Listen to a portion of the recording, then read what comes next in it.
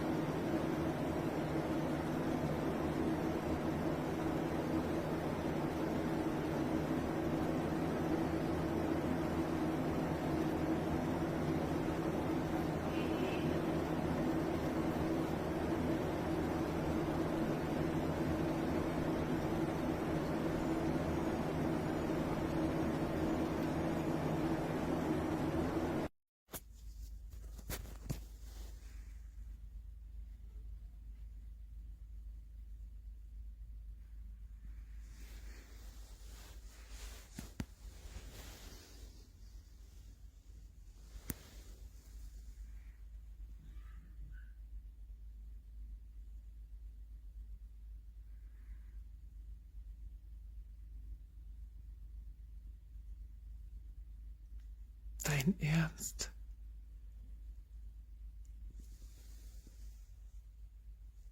Da ist Katzenminze drauf. Nala.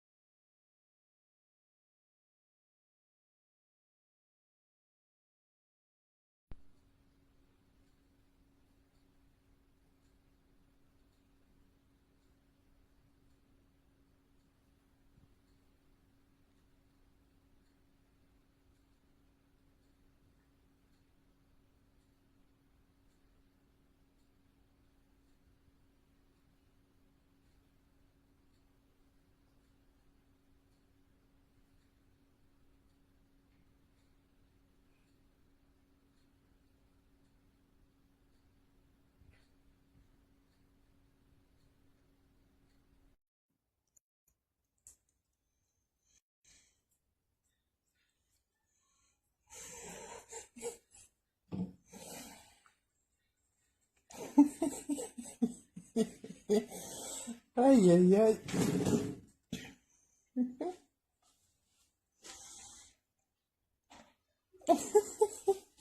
Все, ты кайфуешь, боже, как ты кайфуешь, а? Боже, как ты кайфуешь.